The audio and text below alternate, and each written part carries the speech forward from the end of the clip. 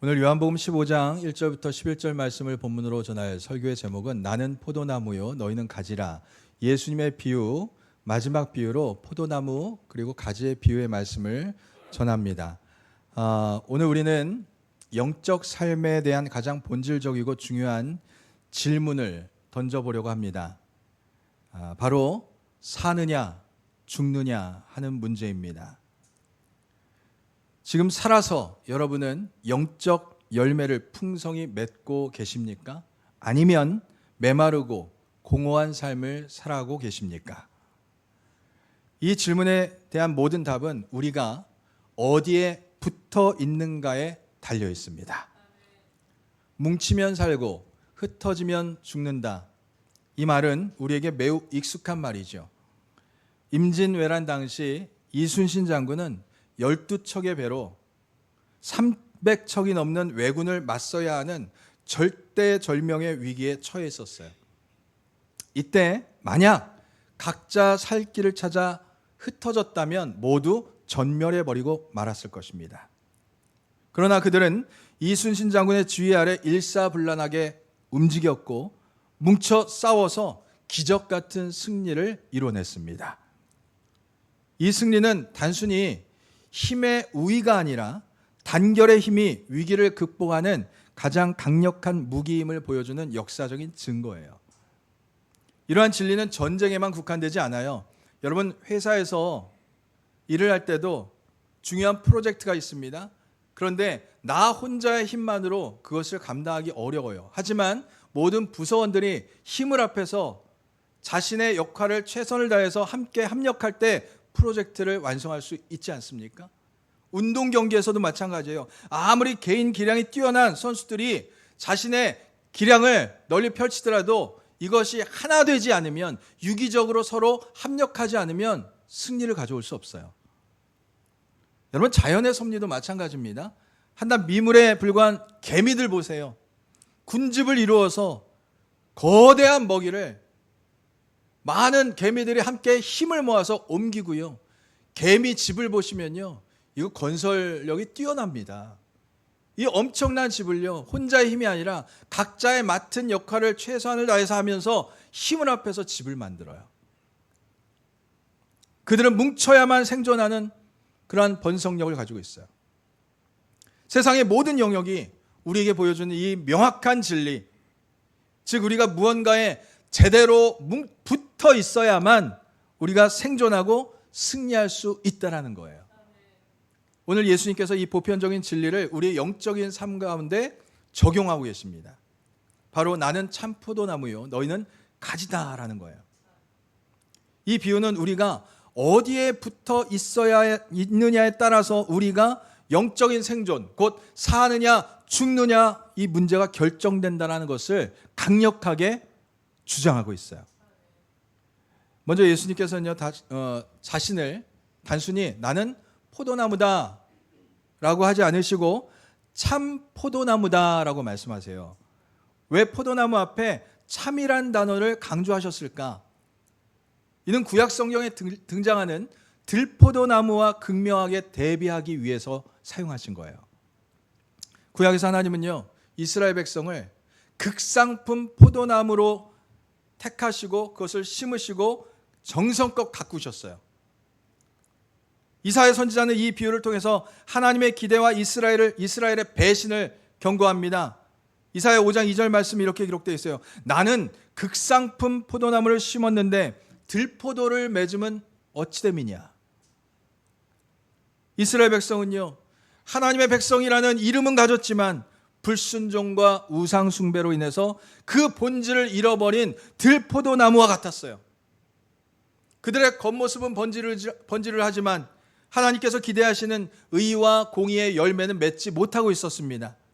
그들의 삶은 겉으로는 경건해 보일 뿐 속으로는요, 그 내면은 썩어 들어가는 들포도처럼 타락해 있었어요.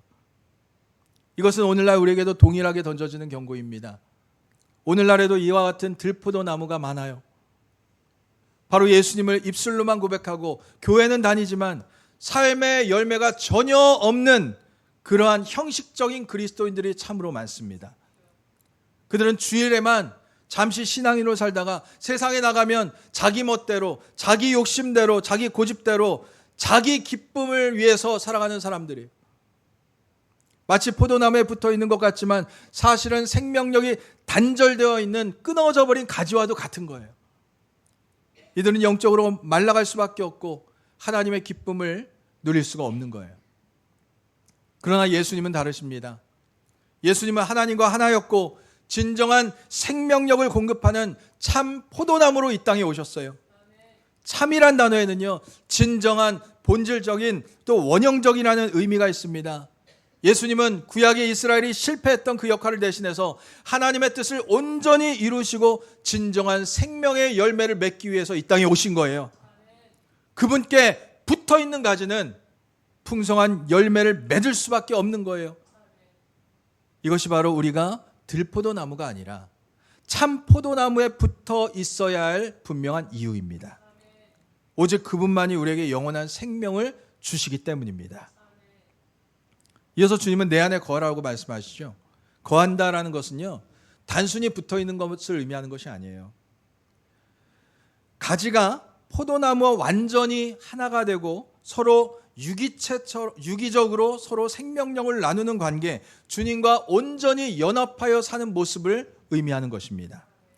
이것은 일주일에 한 번 교회를 들렸다 가는 그런 형식적인 관계가 아니라 하루 24시간 365일 날마다의 삶 속에서 주님과 동행하는 역동적인 관계를 의미하는 거예요. 이 연합이 깊을수록 우리의 생각과 마음은 하나님의 말씀에 충만하게 되고 그 말씀을 깊이 깨닫게 됩니다. 그러면서 그 말씀에 이끌림을 받는 거예요. 이것이 바로 내 말이 너희 안에 거하는 삶을 의미하는 거예요. 예수님의 말씀은요, 단순한 지식이 아니에요. 그것은 우리의 삶을 변화시키고 인도하시고 또 우리의 가치관과 행동도 하나님의 성품으로 바르게 변화시켜가는 놀라운 생명력입니다. 말씀이 우리 안에 거할 때 우리는 더 이상 이 세상의 흐름에 휩쓸리지 않고 하나님의 뜻에 따라 진리의 길, 생명의 길을 걸어갈 수가 있는 거예요. 이럴 때 주님은 놀라운 약속을 주시죠. 우리 함께 읽습니다. 시작.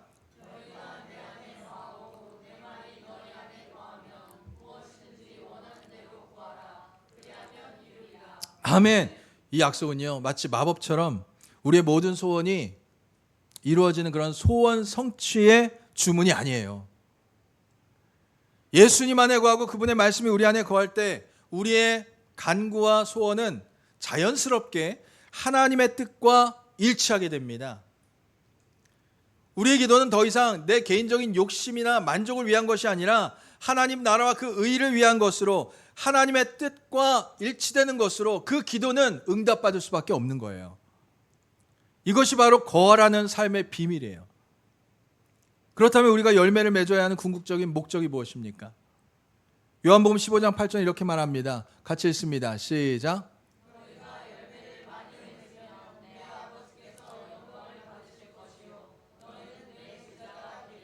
아멘. 우리가 열매를 많이 맺는다라는 것은요, 우리의 개인적인 영적인 성숙만을 의미하는 것이 아닙니다. 그 모든 영광은 아버지 하나님께로 돌아가야 돼요. 우리 삶을 통해 예수 그리스도의 성품이 드러나야 되고요. 또 그분의 사랑과 섬김이 이웃에게 흘러 들어갈 때 세상 사람들은 우리를 보면서 하나님을 떠올리게 되는 거예요. 하나님의 사랑을 느끼게 되는 거예요. 바로 이것이 하나님의 영광을 위한 삶입니다. 또한 예수님은 우리가 열매를 많이 맺을 때 그분의 제자가 된다고 그랬죠. 제자는 단순히 예수님만 따라가는 사람이 아니에요. 예수님과 같이 인격이 변화되고 성품이 변화되고 예수님처럼 살아가는 그런 작은 예수의 모습으로 살아가는 사람을 의미합니다. 열매는 이처럼 우리의 믿음과 또 제자됨을 증명하는 가장 확실한 증거가 된다는 거예요. 하지만 이 열매 맺는 삶이요, 결코 쉽고 편안한 것이 아닙니다. 오늘 2절 말씀 같이 읽습니다. 시작.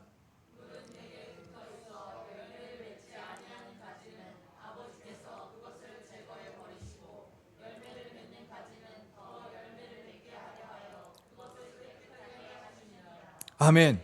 이것이 바로 가지치기의 원리예요. 우리가 살다 보면 우리 삶 가운데 우리 힘들게 하고 고통스럽게 하는 시련과 역경이 찾아올 때가 있죠. 우리의 삶에 불필요한 그러한 욕심과 고집, 죄악된 습관, 세상적인 그러한 가치관을 잘라내버리는 가지치기 하시는 하나님의 손길이 있을 때가 있어요. 그건 역시도 참으로 힘들고 고통스럽습니다. 하지만 이 과정은 우리를 미워해서가 아니라 더 풍성한 열매를 많이 맺게 하시려는 하나님의 사랑의 손길임을 여러분 믿으시기를 바랍니다. 결국 예수님은 이 모든 것이 우리의 기쁨을 위한 것이라고 그랬어요. 11절 말씀 같이 읽습니다. 시작.